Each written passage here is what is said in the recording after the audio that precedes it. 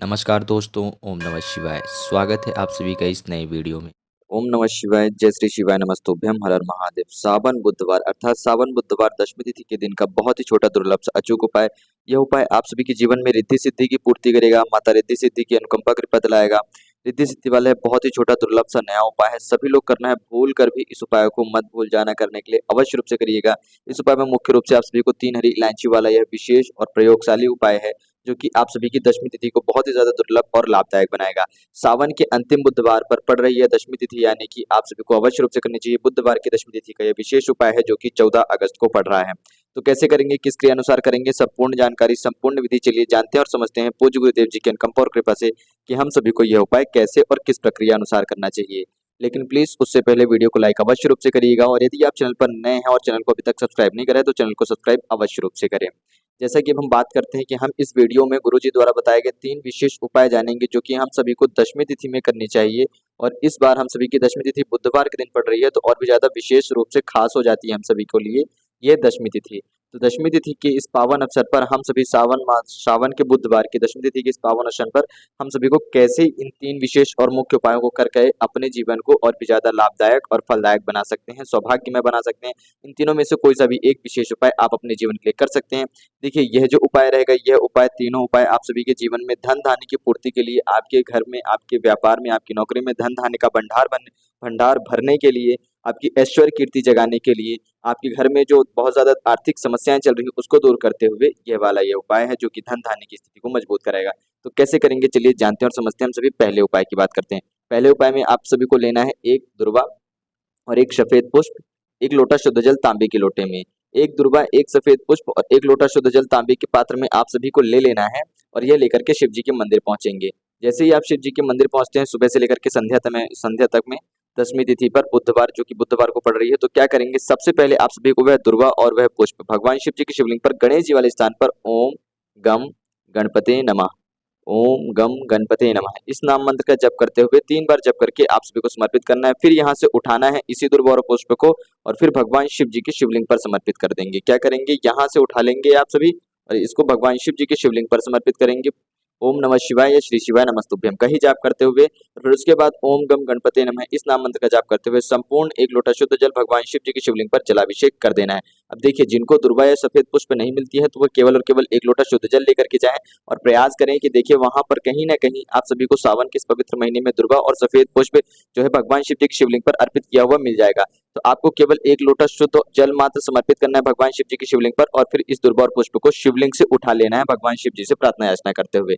अब आप यदि जो लोग खुद लेकर के गए हैं, तो जल समर्पित करने के बाद शिव जी के ऊपर यह उठा लेंगे जो आपने समर्पित करा था, दुर्वा और पुष्प। ठीक, अब इसको उठा करके आप अपने घर लाएंगे, और घर ला करके भगवान गणेश जी को याद करते हुए, माता रिद्धि और सिद्धि जी को याद करते हुए आप सभी को इसको क्या करना है, इस पुष्प को और इस दुर्वा को अपने घर की तिजोरी के लॉकर वाले हिस्से में रखेंगे, अलमारी में जहां पर धन रखते हैं वहां का धन धान का आपका भंडार भरा रहे, रिद्धि सिद्धि की अनुकंपा कृपा रहे। या फिर अपनी दुकान के गल्ले वाले स्थान पर रख देंगे, यानी कि आपकी दुकान में जहां पर भी आप गल्ले का स्थान रखते हैं, जहां पर भी आप धन रखते हैं, वहां पर ले जाकर के रखेंगे। तो आपका जो धन रहेगा, यानी कि जो आपका भंडार रहेगा, उसमें सदैव वृद्धि होगी, यानी कि उसमें सदैव बढ़ोतरी होगी। आपके किसी भी कोई भी विकट परिस्थिति आ जाए, कोई भी संकट आ जाए, उसमें कभी भी गिरावट नहीं आएगी। आपके धन में, आपके भंडार, आपके घर में, आपके व्यापार की दुकान में, भंडार में सदैव धन रहेगा ही रहेगा। तो यह छोटा सा पहला उपाय जो था धन की वृद्धि के लिए था। अब हम बात करते हैं धन की ही वृद्धि के लिए दूसरा उपाय। जिन लोगों के लिए बेहद ही लगता है कि भैया हमें दुर्वा या पुष्प नहीं मिल पाएगा या मंदिर में चढ़ा हुआ नहीं मिलता है, तो हम क्या करें, तो आप दूसरा वाला उपाय कर सकते हैं। दूसरे उपाय में आप सभी को क्या करना है कि आप सभी या तो एक दुर्वा, एक हरा मूंग, एक चावल का दाना लें, या फिर हरे मूंग की जगह आप सभी क्या कर सकते हैं, एक दुर्वा, एक बेलपत्री और एक चावल का दाना। यानी कि आप तो हरे मूंग के समय जगह पे दुर्वा या बेलपत्री माफ करिएगा, हरे मूंग या बेलपत्र ले सकते हैं, लेकिन दुर्वा और चावल आप सभी को विशेष रूप से रखना है। ठीक, बेलपत्री ना मिले तो हरा मूंग का दाना ले, हरा मूंग का दाना नहीं मिलता है तो आप बेलपत्री ले सकते हैं, जो भी मिले वो, लेकिन प्रथम प्राथमिकता आप सभी बेलपत्री को ही दीजिएगा। ये 3 चीजें ले ली हैं, साथ में लेंगे एक लोटा शुद्ध जल। ठीक है, सारी सामग्री लेकर के आप सभी कहाँ पहुंचेंगे, भगवान शिव जी के मंदिर पहुंच चुके हैं। अब शिव जी के मंदिर पहुंच करके सबसे पहले क्या करना है, गणेश जी को याद करना है। 3 बार गणेश जी को याद करेंगे, इन तीनों चीजों को अपनी हथेली में रख करके, इन तीनों चीजों को हथेली में लिया, 3 बार गणेश जी का नाम मंत्र लिया, क्योंकि यह जो उपाय है आप बुधवार के दिन कर रहे हैं। दशमी तिथि आपकी बुधवार को पड़ रही है, नौमी है पहले, फिर उसके बाद कुछ समय बाद दशमी तिथि लग जाती है, और दशमी तिथि आपकी बुधवार के साथ साथ गुरुवार के दिन भी रहती है। तो दशमी को जब आप प्रदोष काल के समय पे करते हैं तो भी आपको लाभ है, ठीक, और साथ ही साथ यदि आप गुरुवार के दिन करते हैं तो भी आप सभी को इस उपाय का लाभ है, क्योंकि यह उपाय विशेष रूप से 9वीं और 10वीं दोनों तिथियों पर किया जाता है। तो आप बुधवार को भी इस उपाय को कर सकते हैं और गुरुवार को भी कर सकते हैं। कहने का तात्पर्य है कि आप इस उपाय को 14 अगस्त और 15 अगस्त को भी कर सकते हैं सावन के इस पवित्र महीने में। 3 बार गणेश जी का नाम लेने के बाद आप क्या करेंगे, यदि हो सके आपको नाम याद रहता है तो आप बुद्धेश्वर महादेव जी का भी नाम लेंगे। जब इस तीनों चीजों को इस जल के पात्र में मिलाएंगे, साथ ही साथ चावल मिला रहे हैं, तो आप सभी को चंद्रमौली महादेव जी का या ईदम अक्षतम ओम नमः शिवाय का एक बार नाम ले लेना है। ऐसा जरूरी नहीं है, यदि याद रहता है तो लीजिएगा, अन्यथा आप गणेश जी का भी केवल और केवल 3 बार मात्र नाम ले सकते हैं। इतना करा, ये सारी चीजें मिला ली हैं। अब देखिए, जो भी ये सारी चीजें समर्पित करेंगे, दुर्वा आपके जीवन से हर प्रकार के रोग को, हर प्रकार के दोष को क्षय करेगा, हर प्रकार की पीड़ा और बीमारी को, कष्ट को क्षय करेगा। बेलपत्री भगवान शिव जी की अनुकंपा कृपा प्रदान कराएगा, धन धान्य की पूर्ति कराएगा और आपके जीवन से दुख को दूर करेगा। चावल आपके जीवन में सुख शांति समृद्धि ऐश्वर्य कीर्ति और प्रेम स्थिरता लाएगा, यानी कि आपके जीवन में सुख शांति प्रेम पूर्वक लाएगा, यानी कि आपके जीवन में सुख शांति आएगी, प्रेम बढ़ेगा आपस के घर परिवार के लोगों में, और समृद्धि आएगी, ऐश्वर्य कीर्ति आएगी। इस प्रकार से ये 3 चीजें आपके जीवन में 3 प्रकार की चीजों की परिपूर्णता करेंगे। तो ये तीनों चीजों को आपको जल के पात्र में मिला लिया है मंत्रों से सिद्ध करके। अब ओम गम गणपते नमः या बुद्धेश्वर महादेव जी का ही नाम लेते हुए संपूर्ण 1 लोटा शुद्ध जल, हरा मूंग या बेलपत्री कह सकते हैं, दुर्वा कह सकते हैं, और चावल, इन तीनों चीजों को मिश्रित आपने भगवान शिव जी के शिवलिंग पर समर्पित कर दिया। बेलपत्री चावल यदि लोटे के जल के पात्र के अंदर ही रह जाते हैं तो आप उसको अपनी हथेली से निकालकर यहाँ पर समर्पित कर देंगे। एक बात का विशेष रूप से ध्यान रखिएगा कि यदि आप मान लीजिए जैसे कि यहाँ पर खड़े हैं, तो आपका जो मुख है वह शिवलिंग की उत्तर दिशा की तरफ रहना चाहिए, यानी कि भगवान शिव जी के शिवलिंग के पास जब खड़ेंगे होंगे आप, तो उत्तर दिशा की तरफ अपना मुख करके खड़े होंगे और यह सारी क्रिया, यह सारी प्रक्रिया आप करेंगे इस उपाय को। यहाँ पर आपका दूसरा उपाय समाप्त होता है, जो कि आपको हर प्रकार के रोगों से क्षय दिलाता है, ध्रुवा। बेलपत्री जो आपकी हर इच्छा मनोकामना को परिपूर्ण करता है, धन धान्य की परिपूर्ति करता है। चावल जो आपके घर में सुख शांति समृद्धि ऐश्वर्य कीर्ति दिलाता है। गणेश जी की अनुकंपा कृपा आती है।